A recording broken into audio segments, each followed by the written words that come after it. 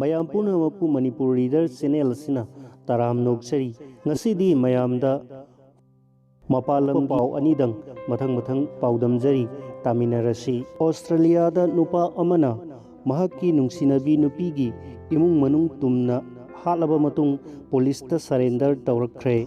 Australia gi manung channa leiba Kitjabu Helgi Alpine Resort ta masagi sahi kunmanga rom suraba miyoi amana mahaki hana khangnarama nupi gi imung manung amadi nupi duga nauna khangnariba nupa punna miyoi manga halaba matung Australian police ta masana surrender tawrakre. Australian News Agency na phongdorokpagi matung inna mihat aduda senariba miyoi adugi maming amadi chapcharba information sing hawjik phawbagi oina police na miyamda khanganba leitri.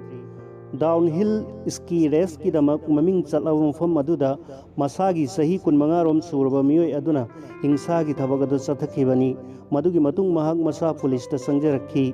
News agency asina makata na phongdorokhibada mihat aduda senariba nupa adugi mahaki nungsinabi nupi ga tha anirom gi mamangda kainakhi madugi matung thangje numitki numidangda mahaki hanagi nungsinaramba nupi amadi nupi adugi nauna khangnariba nupa aduga makoi ahumgi marakta marai taunakhiba adugi matung pung khara lairaga ngarang ayuk pung 3 rom tabada mihat aduda senariba miyoi ado nupi adugi mayumda lakhi.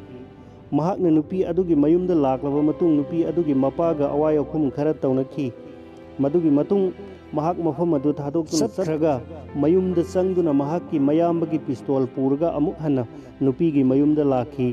Nupi adugi mapana thong hek hangdorkpaga nupa aduna nongmaina kaptuna hatkhi madugi matung nupi adugi mabung amadi mamasu mahakna nongmaina kaptuna hatkhi. Makha tarakpa oina yum adudagi second floor da laiba nupi adugi bedroom tamna kakhalaklaba matung ka aduda changduna nupi amadi mahakki nauna khangnariba nupa adugasu nongmaina kaptuna hatkibani haina police na phongdorkli.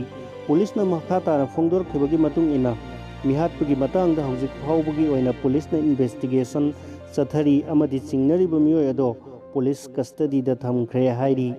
Atopa foreign news amada mapok numitki ngakhananaba mongsongdagi chongthorokpada mapubokna nongmaina kapkhre. Richard Dennis na leipakokpa numitki numidang wairam pung 3:30 rom taba matamda magi maningthongda kanagumba chatpagi makhol tabada mahak ngakhi haina authorities na hairi.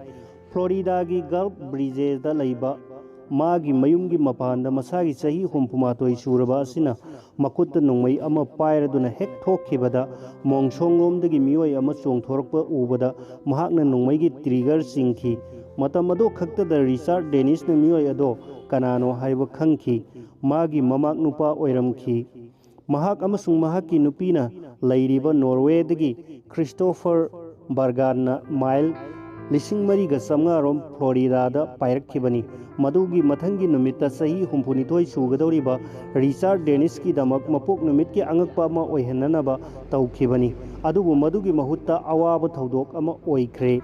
Nongmai maru aduna Christopher Bargan gi mathabakta chapchana pankhi maduda mahak khudakta sikhi haina Santa Rosa County Sheriff Bob Johnson na haikhi.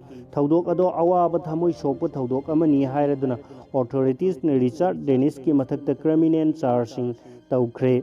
Thodok sigi mamangda numit asimakta da numidang pung 4:30 rom tabada mahakki mamang thong thilakhiba marimata amaga Richard Dennis ka marai yenakhi amadi tanakhi. Inau nauna airport ta thunglakhiba Christopher Bargan mahakki mamang nupa ado khangdabadagi makubok Dennis ki yum tamna chathraga makubok ki 62 suba mapok numit thoromgi nungaiba amasung angakpa oihananaba mahakna mongsongdagi hek chongthorokpada makubokna mathabakta nongmaina kaptuna hatkibani.